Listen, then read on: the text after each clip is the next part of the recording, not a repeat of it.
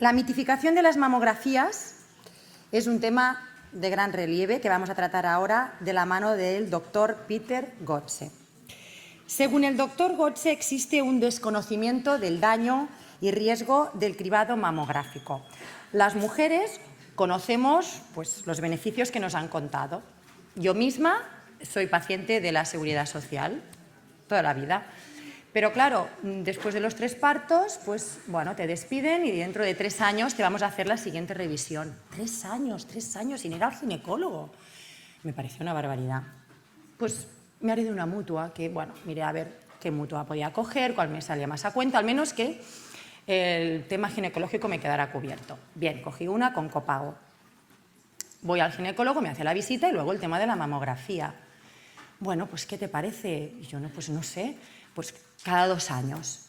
Bueno, pues cada 2 años, si usted cree. Bueno, incluso te digo que si tú estás intranquila, por el motivo que sea, porque conoces algún caso, estás rodeada y te la puedes hacer cada año. Cada año hacerme una mamografía. Pero claro, nadie nos ha contado los riesgos que eso supone. Y está claro que así las mujeres no podemos tomar decisiones libres. Necesitamos tener toda la información.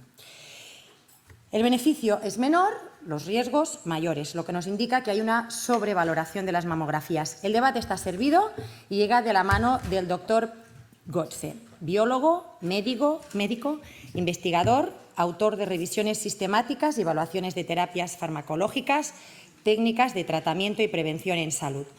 Es conocido, adelante doctor, adelante. Es conocido por su crítica hacia la industria farmacéutica, la que acusa de manipular sistemáticamente a favor los resultados e influir en los médicos. Ha publicado 70 artículos y sus trabajos citados más de 14.000 veces. Y además ha escrito varios libros en los cuales, entre ellos, podemos destacar Medicamentos que matan y Crimen organizados. Muy contentos de que esté aquí hoy. Vamos a escuchar y estar muy atentos a lo que nos va a contar. Bienvenido. Okay.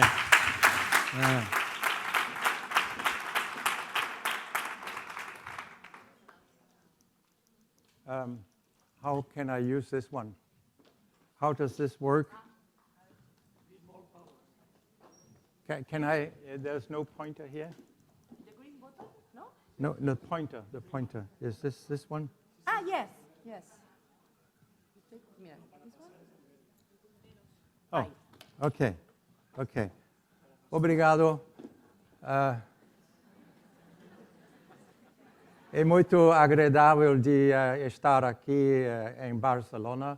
Falo português, não espanhol. Falo melhor inglês. Agora, continuo em inglês, okay? Yeah. Now, I wrote an article, Mammography screening is harmful and should be stopped. And I shall explain why. This is the Cochrane Review. You have the good trials here from Canada, Malmö, and the UK, showed a reduction in breast cancer mortality of 10%. The not so good trials showed a reduction of 25%. So the average is a 19% reduction.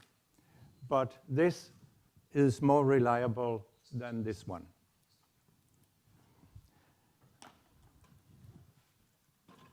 Here comes a very important regression. Now, these circles mean how many breast cancer deaths were there in a Canadian trial. There were many deaths in a Swedish trial because it's a big circle. So I did a regression and log risk ratio for number of cancers. The better the screening is, the more cancers you detect. So you go down here. And the more cancers you detect, the greater the effect on breast cancer mortality. So you go down here, okay? So here is a small trial with a big effect on breast cancer mortality. Now, the regression was highly statistically significant. So screening works, right? No. Because when screening does not detect any more cancers than in the control group, risk ratio 1, log risk ratio 0, screening reduces breast cancer mortality by 16%. So there is a bias of 16% in these trials, which is the effect of screening I have just told you about. So again, this tells you screening does not work, okay? If you have zero effect on detecting cancers, you should get zero effect on breast cancer mortality. A huge bias. Okay. Now, those trials that have reported the largest reductions in breast cancer mortality have used poor equipment, had long intervals between screens, screened the control group very quickly after 3 to 4 years. So you don't have much treatment contrast, and used only 1-view mammography. Now you use 2-view mammography. So there is something wrong with the trials. Trial quality is more important than the program quality. And some of the trials are very biased.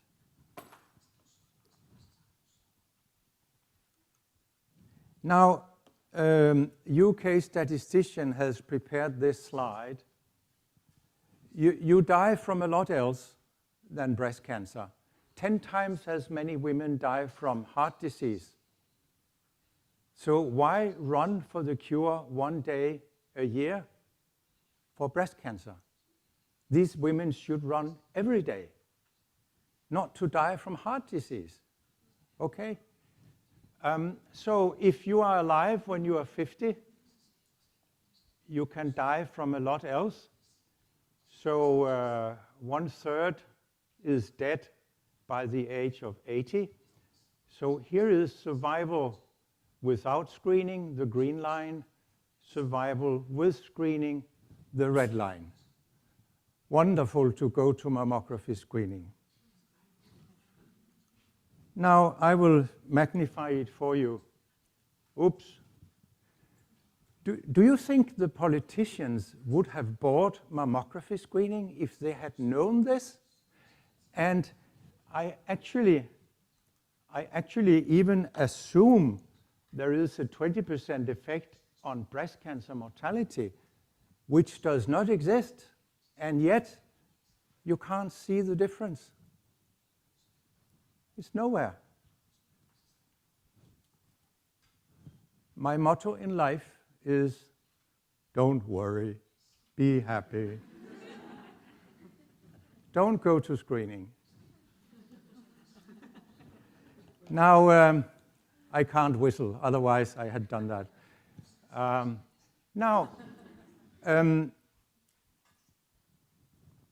Classification of cause of death is difficult when you don't have autopsy. Sometimes it's misclassified as another cancer death. So therefore, we looked at total cancer death, including breast cancer death. Absolutely no effect. If screening had reduced breast cancer mortality by 20%, we would have seen this effect here. And I'm talking about the same trials. So these trials are unreliable. I have shown this again and again. And Mike Baum, one of my friends, he is a breast surgeon. He opened the first mammography unit in the UK in 1987. He has calculated that radiotherapy kills healthy overdiagnosed women. You make too many diagnoses when you go to screening. I will explain that in a minute. These women are treated with radiotherapy, sometimes chemotherapy, and that kill some of them. So he has calculated that if we assume that the effect of screening on breast cancer mortality is a 50 to 20% reduction, then some people will avoid dying from breast cancer, but even more women will actually die from being overdiagnosed and overtreated. So again, it doesn't matter. You just get another diagnosis on your death certificate. You don't survive longer by going to screening. It doesn't exist.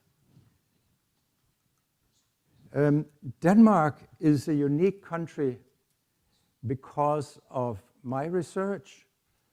Politicians in most of the country refused to introduce screening. So for 17 years, we only had screening in 20% of the country. So we are the only country with a control group, okay? And we then looked at the age group where screening is supposed to work, and we could see a decline in mortality, breast cancer mortality, but both in the screened and the non-screened areas.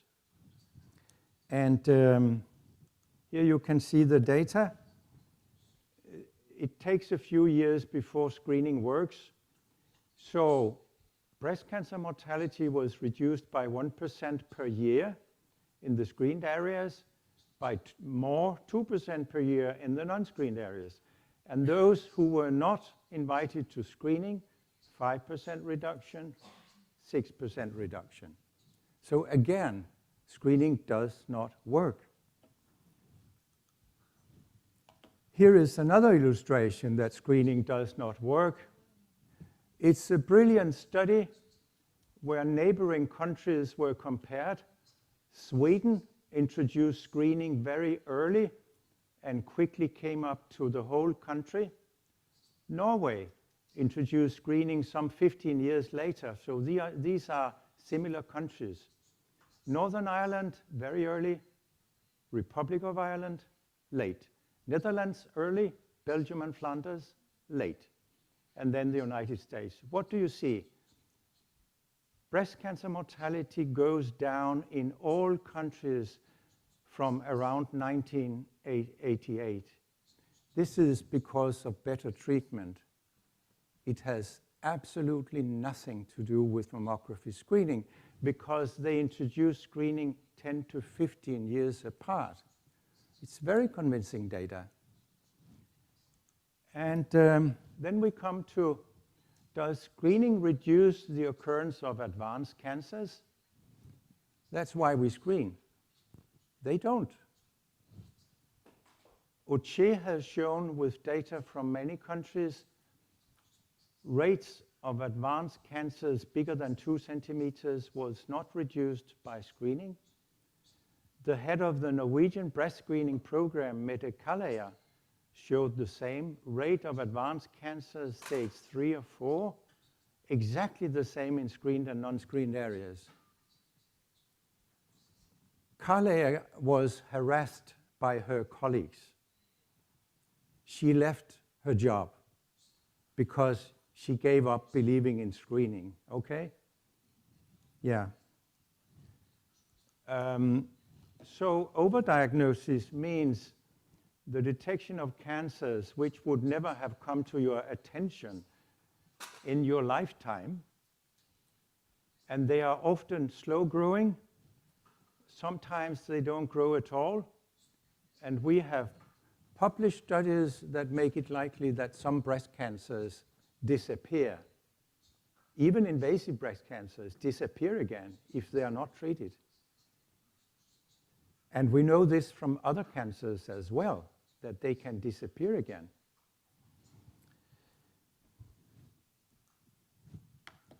So we published a study 2 years ago in Annals of Internal Medicine.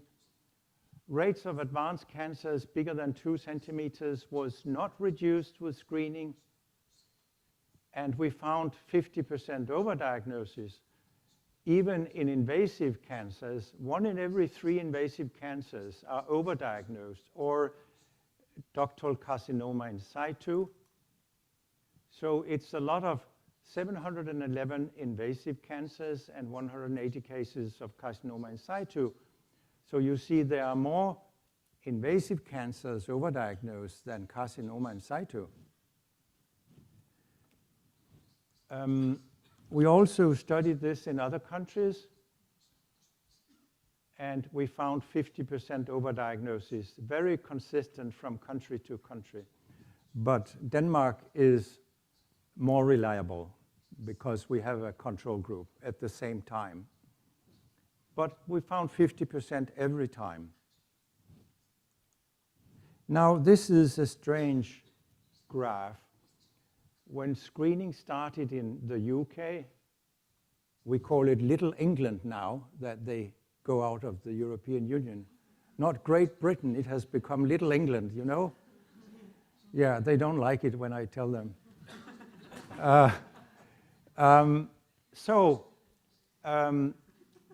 The number of cancers went up when screening was introduced, but then politicians could not have enough.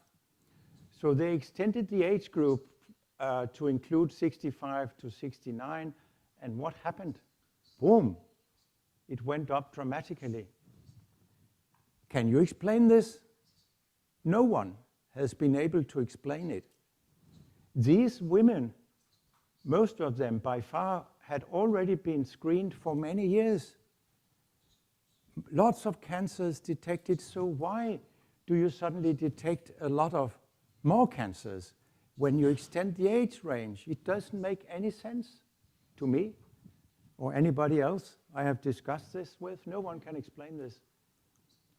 Now, some of my colleagues in Copenhagen have studied what does it mean to get a false positive. In Europe, 25% of women get a false positive. In America, it's 50% because they're always worse in America. You know that.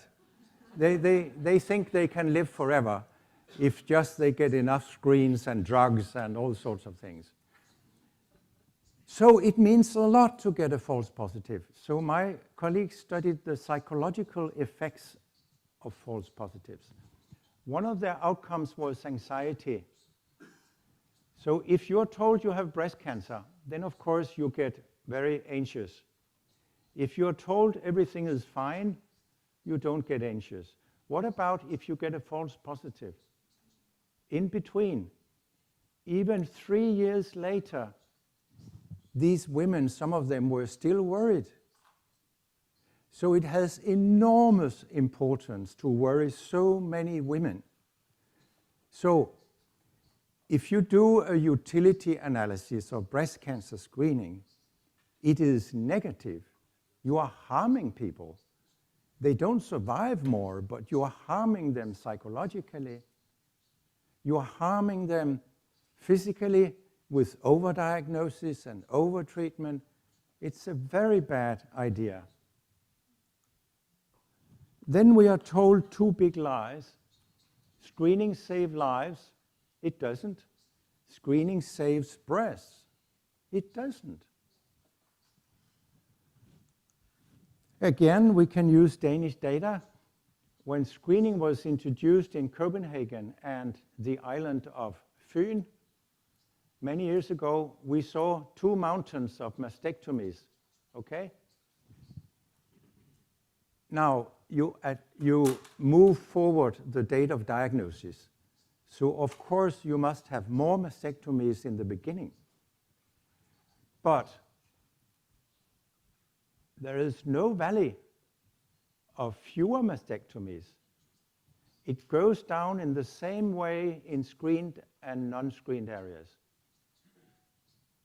So, we showed the same in the Cochrane review. Screening causes loss of breasts. Of course it does. But you're told the opposite by authorities. Yeah, by coming in early, we can spare you a breast. Oh no, dummy, you don't. Sometimes you take both breasts off because sometimes there is carcinoma in situ in both breasts. Okay?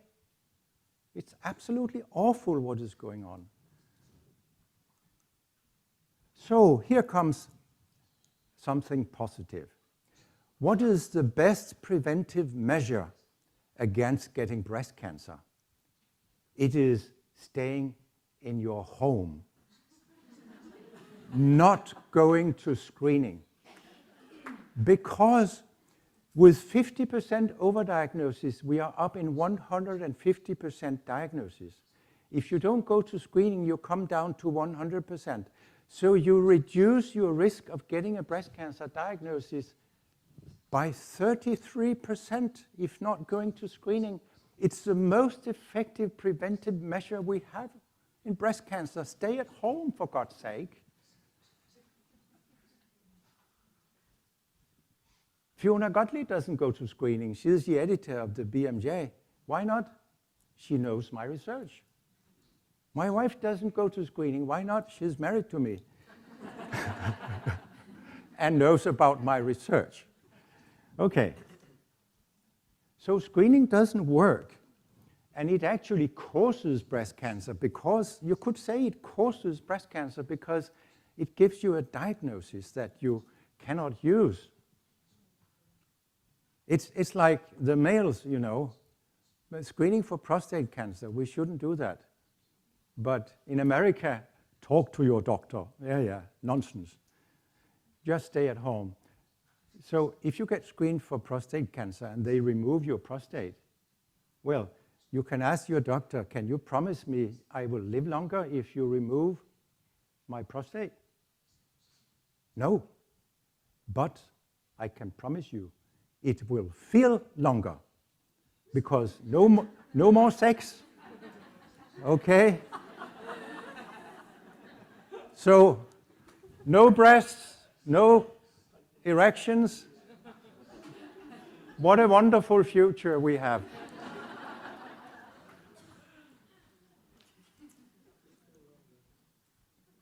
Then, when people come in trouble, they always do statistical modeling. They will always give you the answer you want to hear, because only randomized trials can tell us something reliably about survival. Models have assumptions that cannot be verified. When the benefit is small or non-existing, you can get the result you want by using models. So we have been plagued by models in the research literature. I finally had enough. There was so much dishonesty in research about breast screening that I had to publish a whole book called Truth, Lies, and Controversy. I had to take out a big insurance to be allowed to publish the book because I mentioned some people who had committed fraud in my book. Yeah. We also published a leaflet in the British Medical Journal many years ago, which we updated. What are the benefits and harms? How many will benefit? How many will be harmed? What is the scientific evidence? This became so popular that volunteers have translated it into all these languages, also in Spanish. Where is Spanish? Espanol. It's with an E, yes, I'm sorry. Yeah, of course. So I went to a meeting in Toronto. Now we can detect some cancers before they even exist. That was enough. That was enough for me. The ultimate dream for any pharmaceutical company. We can detect diseases you don't have, and we have drugs for them. Thank you.